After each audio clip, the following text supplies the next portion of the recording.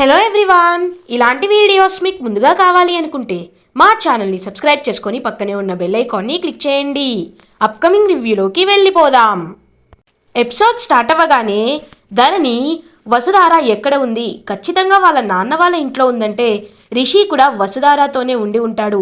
రిషిని చూసి చాలా రోజులైంది అని, చిన్నమావయ్యతో కలిసి వెళ్తే బాగుంటుంది అని మహేంద్ర వాళ్ళ ఇంటికి ఒంటరిగా బయలుదేరుతుంది ధరణి. ధరణి ఎక్కడికి వెళ్తుందానని ధరణినే ఫాలో అవుతూ ఉంటాడు శైలేంద్ర. మహేంద్ర ఇంట్లో లేడని, బయటికి వెళ్ళారని భద్ర ధరణికి చెప్తారు. ఇలా ఎందుకు వచ్చారు మేడం అని ధరణిని భద్ర అడుగుతారు. వసుధార దగ్గరికి వెళ్ళాలి అని అంటుంది ధరణి. ఇప్పుడు నాకు అడ్రస్ తెలుసని చెప్తే ప్రాబ్లం అవుతుందేమోనని భద్ర ధరణికి చెప్పకుండా ఆగిపోతాడు. ధరణి శైలేంద్రని చూస్తుంది. ఏవండి, కార్ డోర్ తీయండి అని కోపంగా లోపలికి వచ్చి కూర్చుంటుంది. ధరణి, ఇక్కడికి ఎందుకు వచ్చావు అని అడుగుతారు. నేను మిమ్మల్ని అడగాల్సిన ప్రశ్న మీరు నన్నెందుకు అడుగుతున్నారు? నన్ను మీరు ఎందుకు ఫాలో అవుతున్నారు? అయినా మీరు చాలా వెదవని మావయ్య గారు అంటూనే ఉంటారు అని చెప్పి ఇంకా కొంచెం కామిక్ వేలో మాట్లాడుతూ ఉంటుంది ధరణి. ఇంటికి రా, నీ సంగతి చెప్తా అని ధరణి గురించి మనసులో కోప్పడుతూ ఉంటాడు శైలేంద్ర. శైలేంద్ర ధరణి కార్లో ఇంటికి బయలుదేరుతారు. ఇంటికి వెళ్ళగానే అక్కడ ఫణీంద్ర అండ్ దేవయాని ఉంటారు. ధరణిని చూస్తూ ఉంటుంది దేవయాని. ఏంటి, ఎక్కడికి వెళ్ళి వస్తున్నావు అని అడుగుతుంది దేవయాని. వెంటనే ఒక్కసారిగా షాక్ అయిపోతాడు శైలేంద్ర. అబ్బో మోమ్, నువ్వు ఇప్పుడే అడగాల అని మనసులో అనుకుంటాడు శైలేంద్ర. ఏం లేదత్తయ్య గారు, నేను అని చెప్పబోతూ ఉంటుంది ధరణి. ధరణి, నువ్వు వాగు, నేను చెప్తాను. ఏం లేదు మమ్మీ, ధరణికి ఇంట్లో ఉండి బోర్ కొడుతుందంట, అందుకే తన్ని బయటికి తీసుకువెళ్ళాను అంతే అని కవర్ చేస్తాడు శైలేంద్ర. గుడ్, ఇలాగే ఉండాలి అని ఫణీంద్ర అంటారు. లేదు మావయ్య, మా ఆయన అబద్ధం చెప్తున్నాడు అని అంటుంది ధరణి. ఒక్కసారిగా దేవయాని శైలేంద్ర షాక్ అయిపోతారు. ఏంటమ్మా నువ్వు మాట్లాడేది అని అంటారు. అవును మావయ్య, నేను చిన్న మావయ్యని కలవడానికి ఇంటికి వెళ్ళాను, నన్ను ఈయన ఫాలో అవుతూ వచ్చారు అని అంటుంది ధరణి. ఏంట్రా, ఏంటి నువ్వు చేసిన పని అని అడుగుతారు ఫణీంద్ర. అది కాదు డాడ్, తనకి వసుధారాని చూడాలనిపిస్తుంది అనుకుంటా, అందుకే బాబాయ్ దగ్గరికి వెళ్ళి అడ్రస్ తెలుసుకుందామని వెళ్ళిందంట. ఆ విషయం ఏదో నాకు డైరెక్ట్గా చెప్తే నేనే వసుధార దగ్గరికి తీసుకువెళ్తాను కదా, తను కష్టపడి ఎందుకు బాబాయ్ వాళ్ళతో వెళ్ళడం, నేను తను తీసుకువెళ్తాను కదా అని అంటాడు శైలేంద్ర. అయినా ధరణి, ఇప్పటికిప్పుడు వసుధారాని చూడాలంటే అని అంటారు. అది కాదు మావయ్య, వసుధారాని చూస్తే తన ప్రాబ్లం ఏంటో అర్థమవుతుంది కదా, అదే కాకుండా వసుధార వాళ్ళ నాన్నగారికి కూడా ఒంట్లో బాగాలేదు అని చెప్తున్నారు. పాపం వారు ఎలా ఉన్నారో ఏంటో ఒకసారి చూసి రావాలి అనుకున్నాను, అంతే మావయ్య అని అంటుంది ధరణి. అయితే ఒక పని చేద్దామమ్మా, మనం వెళ్దాం అని ఫణీంద్ర ధరణి బయలుదేరుతారు. డాడ్, నేను కూడా రానా అని అడుగుతాడు శైలేంద్ర. నువ్వేమీ అక్కర్లేదు, నీకు కొన్ని పనులు అప్పచెప్పాను, కాలేజ్వి కొన్ని అకౌంట్స్ పెండింగ్లో ఉన్నాయి, నువ్వు ఆ పని చూసుకో, మేము వెళ్ళొస్తాం. అమ్మ ధరణి రామ్మా, ఆ అడ్రస్ నాకు తెలుసు అని ఫణీంద్ర అండ్ ధరణి బయలుదేరుతారు వసుధార వాళ్ళ ఇంటికి. ఇది ఇలా ఉండగా మహేంద్ర అప్పుడే ఇంటికి రీచ్ అవుతారు. భద్ర అలా లేచి ఇంకా మహేంద్రతో ధరణి వచ్చిన విషయం చెప్పాలా వద్దా అని ఆలోచిస్తూ ఉంటాడు. ఏంటి భద్ర, ఏంటి ఏదో ఆలోచిస్తున్నావు, నాతో ఏమైనా చెప్పాలా అని అడుగుతారు మహేంద్ర. అంటే సార్, మిమ్మల్ని కలవడానికి ధరణి మేడం వచ్చారు సార్ అని అంటారు భద్ర. వాట్, ధరణి వచ్చిందా? మరి ఎక్కడికి వెళ్ళింది అని అడుగుతారు మహేంద్ర. అంటే వాళ్ళ భర్త శైలేంద్ర గారు వచ్చి తన్ని తీసుకువెళ్ళిపోయారు సార్ అని అంటారు భద్ర. ధరణి సడన్గా ఇక్కడికి ఎందుకు వచ్చినట్టు అని ఆలోచనలో పడతారు మహేంద్ర. అంటే సార్, వసుధార మేడంని కలవడానికే ధరణి మేడం వచ్చానని చెప్పారు సార్, మీ దగ్గరికి వస్తే వాళ్ళ అడ్రస్ తెలుసుకుందామని అని అంటాడు భద్ర. ఓ అవునా అని ఆలోచనలో పడుతూ, ఒకవేళ ధరణితో పాటు శైలేంద్ర ఉంటే శైలేంద్ర కూడా వసుధారాని కలవడానికి వెళ్తాడు, అక్కడ రిషిని చూస్తాడు, అప్పుడు రిషికి ఇంకా ప్రమాదం జరిగే అవకాశం ఉంది, ఎలా అయినా వాళ్ళని ఆపాలి అని ధరణి వాళ్ళ ఇంటికి శైలేంద్ర వాళ్ళ ఇంటికి బయలుదేరుతాడు మహేంద్ర. మనసులో భద్ర అనుకుంటాడు, ఈయన ఇంతలా ఆపాలని ట్రై చేస్తున్నాడంటే ఖచ్చితంగా రిషి అక్కడే ఉండి ఉంటారు, అందుకే వీళ్ళు ఇంత టెన్షన్ పడుతున్నారు. వసుధార మేడం కూడా అంతలా టెన్షన్ పడింది, ఖచ్చితంగా రిషి అక్కడ ఉంటే నేను అనుకున్న పని పూర్తవుతుంది అని మనసులో అనుకుంటూ ఇంకా బయలుదేరుతాడు ఒక ప్లేస్కి భద్ర. ఇది ఇలా ఉండగా రిషికి భోజనం తీసుకువస్తుంది వసుధార. వసుధార, ఇప్పుడు నాకేమీ వద్దు అని అంటాడు రిషి. సార్, ఇలా మీరు భోజనం చేయకపోతే ఇంకా ఇంకా నీరసంగా అవుతారు సార్. లేవండి సార్, లేచి భోజనం చేయండి అని భోజనాన్ని ప్రేమగా తినిపిస్తూ ఉంటుంది వసుధార. రిషి ప్రేమగా వసుధార వైపు చూస్తూ ఉంటారు. అప్పుడే చక్రపాణి, అమ్మా వసమ్మ, అల్లుడు గారు భోజనం చేస్తున్నారా అని అడుగుతారు. చేస్తున్నారు నాన్న అని అంటుంది వసుధార. అది కదమ్మా, ఎన్నాళ్ళని పాపం రిషిబాబు కూడా ఇలా ఇంట్లోనే ఉంటారు, కాస్త అల్లుడు గారిని బయటికి తీసుకువెళ్ళమ్మా అని అంటారు చక్రపాణి. అంటే నాన్న, ఈ టైంలో సార్ని బయటికి తీసుకువెళ్ళడం అంత మంచిది కాదేమో అని అంటుంది వసుధార. అది కదమ్మా వసుధార, పాపం అల్లుడు గారు ఎంతో కష్టపడుతున్నారు, కనీసం లేచి కూర్చునే స్థితిలో కూడా లేరు. అలాంటి వారికి ఎప్పటి నుండో చాలా మైండ్ అంతా చాలా గజిబిజిగా గందరగోళంగా చాలా ఇరిటేటింగ్గా ఉంటుంది. వారికి ఒత్తిడి తగ్గాలి అంటే ఖచ్చితంగా మీరు అలా బయటికి వెళ్ళొస్తే మీకు ఎలాంటి ప్రమాదం ఉండదమ్మా. ఎందుకంటే ఇది పల్లెటూరు, ఇక్కడ నేను ఉంటున్నానని మన ఇంట్లో వాళ్ళకే చాలామందికి తెలీదు. అలాంటిది రౌడీలు ఇక్కడికి వచ్చే అవకాశమే లేదు. ఒకవేళ వచ్చినా నా ప్రాణాన్ని అడ్డొస్తాను. ఖచ్చితంగా మీరు కాసేపు బయటకు వెళ్ళండి అని చక్రపాణిని ఇంకా వసుధారాని రిషిని బయటికి పంపిస్తాడు. రిషి కూడా ఇంకా వసుధార లోపలికి వచ్చేసరికి, వసుధార బయటికి వెళ్దామా అని అంటాడు. సార్ అని అంటుంది వసుధార. అవును వసుధార, ఇంట్లోనే ఉండి ఉండి కాస్త మైండ్ అంతా డిస్టర్బ్డ్గా ఉంది, అలా బయటికి వెళ్ళి వస్తేనా బాగుంటుందేమో అని అంటాడు రిషి. ఓకే సార్, ఇప్పుడే కార్ రెడీ చేస్తాను అని ఇంకా కారులో కూర్చుంటుంది వసుధార. వసుధార ఒక్క నిమిషం, నేను డ్రైవ్ చేస్తాను అని అంటాడు రిషి. సార్ మీరు అసలే అని అంటుంది వసుధార. పర్లేదు వసుధార, నేను డ్రైవ్ చేస్తాను అని ఇంకా రిషి డ్రైవ్ చేస్తూ అలా ఇంకా డ్రైవ్కి వెళ్తారనమాట వసుధార అండ్ రిషి. ఇది ఇలా ఉండగా వసుధార రిషి చాలా హ్యాపీగా ఇంకా జాలీగా ఇంకా బయటికి బయలుదేరుతారు. అప్పుడే వసుధారకి ఒక గుడి కనిపిస్తుంది. ఆ గుడిని చూడగానే కార్ ఆపమంటుంది వసుధార. సార్ చూసారా, అమ్మవారు, దేవుడికి నమస్కరించుకొని చాలా రోజులైంది సార్, నేను వెళ్ళి నమస్కరించుకుంటాను సార్ అని ఇంకా వసుధార రిషి ఇద్దరు గుడిలోకి వెళ్తారు. గుడికి వెళ్ళి అర్చన చేయించుకొని ఇంకా అలా పూజ మొత్తం కంప్లీట్ చేస్తుంది వసుధార. రిషి కూడా ఇంకా అలా సైలెంట్గా ఉంటాడు. సార్, మీరు కనబడట్లేదని నేను పడిన టెన్షన్, అసలు ఇప్పటికీ నాకే చాలా భయం వేస్తుంది. మీరు నాకు కనిపించారు, మన ఇద్దరం ఒకే చోట ఇలా కలిసి కూర్చున్నాం, నాకు చాలా చాలా సంతోషంగా ఉంది సార్. ఇంకెప్పుడు ఎవరి చెడు దృష్టి మీపై పడకూడదు, మీరు సంతోషంగా ఉండాలి సార్ అని వసుధార పాపం రిషిక్తో ప్రేమగా మాట్లాడుతూ ఉంటుంది.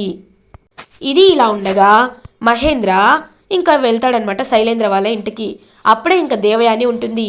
ఏంటి మహేంద్ర, ఎందుకు వచ్చావు ఇక్కడికి అని అడుగుతుంది. వదిన గారు, నేను మీ గురించి రాలేదు, ఒకసారి ధరణితో మాట్లాడాలని వచ్చాను అని అంటారు మహేంద్ర. ధరణితోనా? ఇప్పుడు తనతో నీకేం పని అని అడుగుతుంది దేవయాని. ఒకసారి పిలిపిస్తే మాట్లాడతాను అని అంటారు. ధరణి లేదు, ధరణి మా వారు కలిసి వసుధారాన్ని చూడ్డానికి వెళ్ళారు అని అంటుంది దేవయాని. అవునా అని ఆలోచనలో పడతారు మహేంద్ర. అవును, నిజంగా వాళ్ళు చూడడానికే వెళ్ళారు, అయినా నీకు అబద్ధం చెప్పాల్సిన అవసరం నాకేంటి అని అంటుంది దేవయాని. ఇంకా వెంటనే అక్కడి నుంచి బయలుదేరుతాడనమాట మహేంద్ర. అప్పుడే ఇంకా మనసులో శైలేంద్ర అనుకుంటాడు, మోమ్ చూడొకసారి, బాబాయ్ కళ్ళల్లో ఎంతో టెన్షన్ కనబడుతుంది. ఈ టెన్షన్కి కారణం వసుధారానా లేకపోతే రిషినా అని అడుగుతాడు శైలేంద్ర. ఏమో నాన్న, నాకు అదే అనిపిస్తుంది. మహేంద్ర ఇంత టెన్షన్ పడుతున్నాడంటే ఖచ్చితంగా రిషి కూడా అక్కడే ఉండుంటాడేమో అని అంటుంది దేవయాని. అదే నిజమై ఉంటుంది మోమ్ అని అక్కడి నుంచి వెళ్ళిపోయి ఒక ప్లాన్ వేస్తాడు శైలేంద్ర. ఇది ఇలా ఉండగా ఈవినింగ్ అవుతుంది. ఫణీంద్ర అండ్ ధరణి చక్రపాణి వాళ్ళ ఇంటికి రీచ్ అవుతారు. చక్రపాణి అల్లుడు కూతురు వచ్చేసినట్టున్నారు అని ఇంకా అలా డోర్ తీసేసరికి అక్కడ ఫణీంద్ర అండ్ ధరణి ఉంటారు. ఒక్కసారిగా షాక్ అయిపోతారు చక్రపాణి. బావగారు, మా రండి లోపలికి రండి అని చెప్పి లోపలికి వెల్కమ్ చేస్తారు. చక్రపాణి గారు ఎలా ఉన్నారు అని అడుగుతారు ఫణీంద్ర. నేను బాగున్నానండి అని అంటారు చక్రపాణి. అంటే వసుధార మీకు ఆరోగ్యం బాగోలేదని చెప్పింది, అందుకే నేను వచ్చాం పలకరించడానికి. మీరంతా ఇప్పుడు క్షేమంగానే ఉన్నారా అని అడుగుతారు. ఓ, వసమ్మ అలా చెప్పిందా అని మనసులో అనుకుంటూ, పర్లేదు బావగారు, మందులు వాడుతున్నాను, నా ఆరోగ్యం కుదుట పడుతుంది అని పాపం అబద్ధం చెప్తారు చక్రపాణి. బాబాయ్ గారు, ఇంతకీ వసుధార ఎక్కడా అని అడుగుతుంది ధరణి. ఇప్పుడే వసమ్మ అల్లు అని చెప్పి ఆగిపోతారు చక్రపాణి. ఏంటి అని ఇద్దరు ఆశ్చర్యంగా చూస్తూ ఉంటారు. అంటే వసమ్మ ఇప్పుడే వస్తానని బయటికి వెళ్ళింది, నాకు మందులు తీసుకురావడానికి వెళ్ళింది అని చెప్తారు. ఓ అవునా, వసుధారాని కలిసే వెళ్దాం, వచ్చేంత వరకు వెయిట్ చేద్దాం అని చక్రపాణి ఇంకా చెప్పినా వెయిట్ చేస్తూ ఉంటారు ఫణీంద్ర అండ్ ధరణి. ఇది ఇలా ఉండగా రిషి వసుధార ఇంకా హ్యాపీగా కారులో మాట్లాడుకుంటూ ఉంటారు. సార్, నాకు ఒక చిన్న కోరిక, మీరు నాకు సీట్ బెల్ట్ పెడతారా అని అడుగుతుంది వసుధార. అంటే వసుధారా అని చెప్పి ఇంకా రిషి అయితే పెట్టడానికి ట్రై చేస్తాడు. కానీ పాపం రిషికి చెయ్యి కొంచెం ఫ్రాక్చర్ అయ్యేసరికి పాపం పెయిన్ వస్తుంది రిషికి. సార్ వద్దు సార్, మీరు పెడతానన్నారు, నాకు అదే చాలా హ్యాపీ అని అనేలోపు కొన్ని లెటర్స్ అయితే కింద పడతాయి. ఇంకా అందులో జగతి మేడం రాసినది లాస్ట్ లెటర్ కూడా అందులోనే ఉంటుంది.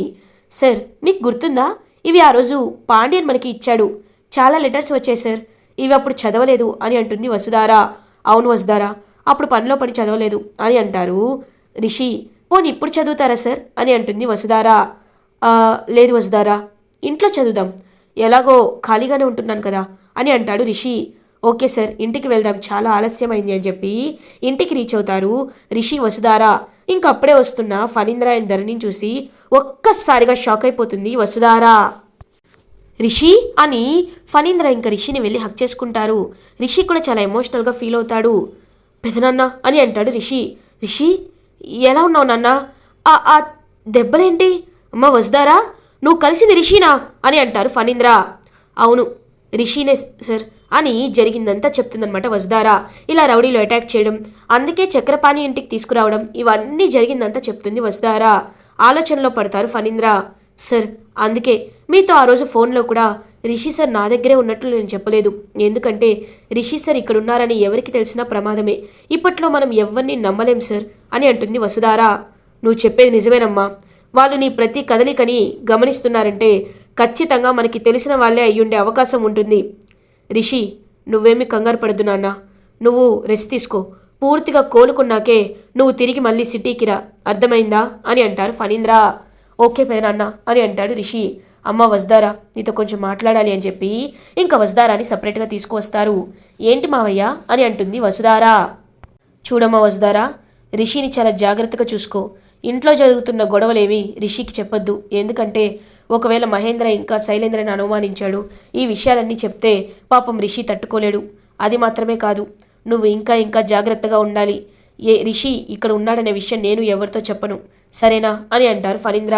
థ్యాంక్ యూ సార్, నేను మీతో ఇదే చెప్పాలి అనుకుంటున్నాను, ఎవరితో చెప్పొద్దు సార్ అని ఇంకా కన్విన్సింగ్గా మాట్లాడుతుంది వసుధార. ధరణి కూడా నేను చెప్పను అన్నట్లు సైగ చేస్తుంది. హ్యాపీగా ఫీల్ అవుతుంది వసుధార. సరేమ్మా, మేము వెళ్ళొస్తాం అని ఫణీంద్ర అండ్ ధరణి ఇద్దరూ ఇంకా అక్కడి నుంచి వెళ్ళిపోతారు. ఇది ఇలా ఉండగా శైలేంద్ర అటు ఇటు తిరుగుతూ ఆలోచిస్తూ ఉంటాడు. వీళ్ళు వెళ్ళారు, కనీసం కాల్ లిఫ్ట్ చేయట్లేదు ఆ ధరణి, ఇప్పుడు ఏంటి? వసుధార మాత్రమే ఉందో, రిషి కూడా ఉన్నాడో, ఎవరిని అడిగి తెలుసుకోవాలి? ఒకవేళ వీళ్ళు అబద్ధం చెప్తే అని అటు ఇటు తిరుగుతూ ఆలోచిస్తూ ఉంటాడు శైలేంద్ర. ఇది ఇలా ఉండగా భద్ర అదంతా సీక్రెట్గా గమనిస్తాడనమాట. గమనించి మరి అంటే రిషి ఇక్కడే ఉన్నాడనమాట, రిషి ఇక్కడే ఉంటే వసుధార అందుకే అంత కంగారు పడింది అని చెప్పి ఇంకా ఆలోచిస్తూ ఉంటాడనమాట. భద్ర ఫోన్ చేసి శైలేంద్రతో చెప్తారు. సార్, ఇక్కడే ఉన్నాడు రిషి అని అంటాడు. ఒక్కసారిగా శైలేంద్ర షాక్ అయిపోతాడు. రేయ్, నువ్వు చెప్తుంది నిజమేనా అని అంటాడు. అవును సార్, నా కళ్ళతో చూశాను, రిషి ఇక్కడే ఉన్నాడు, మీ నాన్నగారు మీ భార్య ఇద్దరు ఇక్కడికి వచ్చారు, వచ్చి వాళ్ళని కలిసి మరీ వెళ్ళారు అని చెప్తాడు భద్ర. సరే, నువ్వు వీలైతే వాళ్ళిద్దరిని వేసేయి, లేకపోతే నేనే రౌడీలను పంపిస్తాను అని అంటాడు శైలేంద్ర. కుదిరితే రౌడీలను కూడా పంపించండి సార్, అదే మంచిది అని అంటాడు భద్ర. సరే అని చెప్పి ఇంకక్కడి నుంచి వెళ్ళిపోతాడనమాట శైలేంద్ర. అండ్ భద్ర కూడా నా ప్లాన్ వర్కౌట్ అవుతుంది అని చెప్పి హ్యాపీగా ఫీల్ అవుతాడు. ఇది ఇలా ఉండగా ఫణీంద్ర ధరణి ఇద్దరు ఇంకా ఇంటికి రీచ్ అవుతారు. అప్పుడే దేవయాని చాలా ఎగ్జైటింగ్గా ఎక్కడికి వెళ్ళారండి, వసుధార ఎలా ఉంది చెప్పండి అని అడుగుతుంది. వసుధార బాగానే ఉంది, వాళ్ళ నాన్నగారికే కొంచెం ఆరోగ్యం కుదిరిపడట్లేదు, ఇప్పుడు మందులు వాడుతున్నారంట అని అంటారు ఫణీంద్ర. డాడ్, వాళ్ళ ఇంట్లో కేవలం వసుధార వాళ్ళ నాన్నగారే ఉన్నారా అని అడుగుతాడు శైలేంద్ర. వాళ్ళ ఇంట్లో వాళ్ళిద్దరు కాకపోతే ఇంకెంతమంది ఉంటారు శైలేంద్ర అని అంటారు ఫణీంద్ర. అది కాదు డాడ్, అంటే రిషి కూడా అక్కడ ఉన్నాడేమోనని అని అంటాడు శైలేంద్ర. ఏం మాట్లాడుతున్నావు నువ్వు? రిషి ఎక్కడున్నాడో నీకే కాదు ఎవరికీ అర్థం కావటం లేదు, రిషి అక్కడ ఉండడం ఏంటి? రిషి అక్కడ లేడు అని పాపం అబద్ధం చెప్తారు ఫణీంద్ర. ఇది ఇలా ఉండగా మార్నింగ్ అవుతుంది. అప్పుడే ఇంక రిషి తన పక్కన ఉన్న లెటర్స్ అయితే చూస్తాడు. చూసి ఒక్కొక్కటి చదవడం స్టార్ట్ చేస్తూ ఉంటారు. అలా లాస్ట్ లెటర్ జగతి మేడం లెటర్ అవ్వడంతో ఒక్కసారిగా షాక్ అయిపోతాడు రిషి. వసుధారా అని గట్టిగా అరుస్తాడు. వసుధారా పరిగెత్తుకుంటూ రిషి దగ్గరికి వస్తుంది. సార్ ఏమైంది సార్ అని అడుగుతుంది. వసుధారా ఒకసారి లెటర్ చూడు, అమ్మ రాసిన లెటర్ అని అంటాడు. ఒక్కసారిగా వసుధారా కూడా షాక్ అయిపోతుంది. సార్ త్వరగా చదవండి సార్ అని అంటుంది. ఇంకా రిషి లెటర్ ఓపెన్ చేసి చదవడం స్టార్ట్ చేస్తాడు. అందులో శైలేంద్రకి జరిగిన కుట్రలు, శైలేంద్ర ఎలా అయితే రిషిని ఎండీ సీట్ నుండి దిగిపోమని ఇంకా జగతి మేడంని వసుధారాని బెదిరించాడో, ఎలా అభియోగం మోపాడు, ఈ కుట్రలన్నిటికీ కారణం శైలేంద్రే అని చెప్పి అన్ని నిజాలు ఉంటాయి కదా, అవన్నీ చూసిన రిషి ఒక్కసారిగా షాక్ అయిపోతాడు. వసుధారా అంటే ఇన్నాళ్ళు అని రిషి ఒక్కొక్క సిచ్యువేషన్ని ఆలోచించుకుంటూ ఉంటాడు. ఇంకా శైలేంద్ర వచ్చినప్పటి నుండి ఈ ప్రాబ్లమ్స్ అన్నీ స్టార్ట్ అవ్వడం, చెక్ విషయంలో సారథి, వీళ్ళందరినీ ఇంకా ఒకటి తర్వాత ఒకటి గుర్తు చేసుకుంటూ ఉంటాడు రిషి. అప్పుడే వసుధారా, సార్ మీకు ఇంకొక నిజం కూడా చెప్పాలి. ఇది మాత్రమే కాదు, మీ అమ్మగారు అత్తయ్య గారి జగతి మేడంని కూడా చంపింది ఆ శైలేంద్రే అని అంటుంది వసుధారా. ఒక్కసారిగా షాక్ అయిపోతాడు రిషి. వసుధారా నేను నమ్మలేకపోతున్నాను అంటే అని చెప్పి ఇంకా ఖచ్చితంగా చంపేయాలని పైకి లేస్తాడనమాట రిషి. సార్ ప్లీజ్ సార్ మీరు కంగారు పడద్దు, స్ట్రెస్గా ఫీల్ అవద్దు. మీ ఆరోగ్యం ఇప్పుడు బాగాలేదు. మీ ఆరోగ్యం కుదిరిపడ్డాక మనం వెళ్ళి ఆ శైలేంద్రకి తగిన శిక్ష వేద్దాం సార్ అని చెప్పి వసుధారా అంటుంది. అప్పుడే ఇంకా రిషి, లేదు వసుధారా నేను వెళ్ళాలి అని చెప్పి ఇంకా పాపం కుంటుతూనే రిషి అయితే ఇంకా డోర్ వరకు వచ్చేస్తాడు. సార్ చెప్తున్నాను కదా సార్ అని చెప్పి వసుధారా ఆపడానికి ప్రయత్నిస్తూ ఉంటుంది.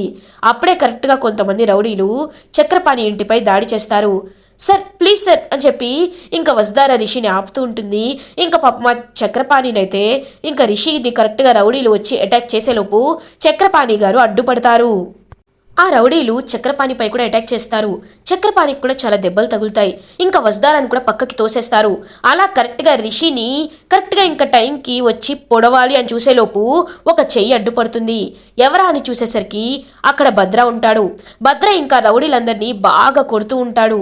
మేడం మీరు త్వరగా సార్ లోపలికి తీసుకెళ్ళండి మేడం అని చెప్పి లోపలికి తీసుకెళ్ళమని చెప్తాడు. భద్ర ఇంకా బాగా వాళ్ళందరినీ కొట్టి ముకుల్కి ఫోన్ చేస్తాడనమాట. సార్ మిషన్ శైలేంద్ర కంప్లీటెడ్ అని చెప్తాడు. ఇంకా ముకుల్ చాలా హ్యాపీగా వసుధారా వాళ్ళ ఇంటికి బయలుదేరుతారు. ఆ రౌడీలందరినీ పట్టుకుంటాడు ముకుల్. భద్ర థ్యాంక్ యూ, నువ్వు ఇప్పటి నుండి అపాయింట్ అవుతున్నావు. ఖచ్చితంగా నేను అండర్ కవర్ కాప్ నుంచి నిన్ను ప్రమోట్ చేస్తాను. యు ఆర్ ఎస్ఐ నౌ అని చెప్తాడు. ఇంకా భద్ర థ్యాంక్ యూ సార్ అని అక్కడి నుంచి వెళ్ళిపోతారు. అప్పుడే వసుధారా ఇంకా రిషి ఇద్దరు ఇంకా మామూలుగా పాపం వచ్చి ఆశ్చర్యంగా చూస్తూ ఉంటారు. చక్రపాణికి కూడా చాలా దెబ్బలు తగులుతాయి. మేడం మీరు ఏమీ కంగారు పడద్దు, everything will be all right, ఇదంతా మా ప్లానే అని అంటాడు ముకుల్. భద్ర అప్పుడే అవును మేడం, మీరు నేను అనుకుంటున్నట్టు శైలేంద్ర మనిషిని కాదు, ముకుల్ సార్ మనిషిని, ఎందుకో తెలుసా అని ఫ్లాష్ బ్యాక్లోకి వెళ్తారు. అప్పుడే ఇంకా భద్ర కూర్చుని ఉంటే తన అసిస్టెంట్ వచ్చి చెప్తాడు కదా, అన్న బంపర్ ఆఫర్, ఇది కనుక మనం సెటిల్ అయితే లైఫ్లో సెటిల్ అయిపోవచ్చు అని చెప్తాడు కదా. ఇంకా అది ఎవరో కాదు ముకుల్ అన్నమాట. ముకుల్ కలుస్తాడు భద్రని వచ్చి. ఏంటి సార్ మీరు క్రిమినల్స్ దగ్గరికి రావడం ఏంటి అని అంటాడు. భద్ర నాతో ఒక పని చేసి పెట్టాలి, డీల్ కుదుర్చుకుందాం. ఒకవేళ నేను చెప్పిన పని నువ్వు పర్ఫెక్ట్గా చేస్తే నేను నీకు పోలీస్ ఉద్యోగం ఇస్తాను, ఎలాంటి రికమెండేషన్స్ లేకుండా డైరెక్ట్గా. సో నువ్వు అందరికీ సేవ చేయొచ్చు అని అంటాడు ముకుల్. ఇంకా చాలా హ్యాపీగా ఫీల్ అవుతాడనమాట భద్ర. ఇన్నాళ్ళు అనాథగా పెరిగాను, అనాథగా బ్రతికాను, మీరు ఇప్పుడు నాకు వచ్చి మంచి ఉద్యోగాన్ని ఇస్తానంటున్నారు, అంతకు మించి ఏం కావాలి సార్, ఖచ్చితంగా మీరు చెప్పినట్టే చేస్తాను అని చెప్పి ఇంకా ముకుల్ ప్లాన్ వల్లే అలా ఇంకా భద్ర ఎంటర్ అవ్వడం, శైలేంద్రకి ఇంకా చేస్తున్న పనులన్నిటినీ ముకుల్కి చెప్పడం, ఇంకా కావాలనే ఆ రోజు రౌడీల నుంచి తప్పించాడు. ఎందుకంటే రౌడీలు శైలేంద్ర పేరు చెప్పేటట్లు లేరని అర్థం చేసుకోవడం, ఇవన్నీ ఇంకా ఒకటి తర్వాత ఒకటి రివీల్ చేస్తారు భద్ర. చాలా హ్యాపీగా ఫీల్ అవుతుంది వసుధారా. రిషి కూడా సార్ శైలేంద్రని అని అంటాడు. రిషి సార్ మీరేమీ కంగారు పడద్దు, వాడిని మేము అరెస్ట్ చేసి వాడికి తగిన శిక్షని వేస్తామని చెప్పి ఇంకా శైలేంద్రని అరెస్ట్ చేసి తీసుకువెళ్తారు ముకుల్. హ్యాపీగా ఫీల్ అవుతారు వసుధారా అండ్ రిషి. ఇలా ఎపిసోడ్ ఎండ్ అవుతుంది. ఫర్దర్ ఎపిసోడ్ రివ్యూస్ ముందుగా మీకు కావాలి అనుకుంటే మా ఛానల్ని సబ్స్క్రైబ్ చేసుకోండి. Thanks for watching.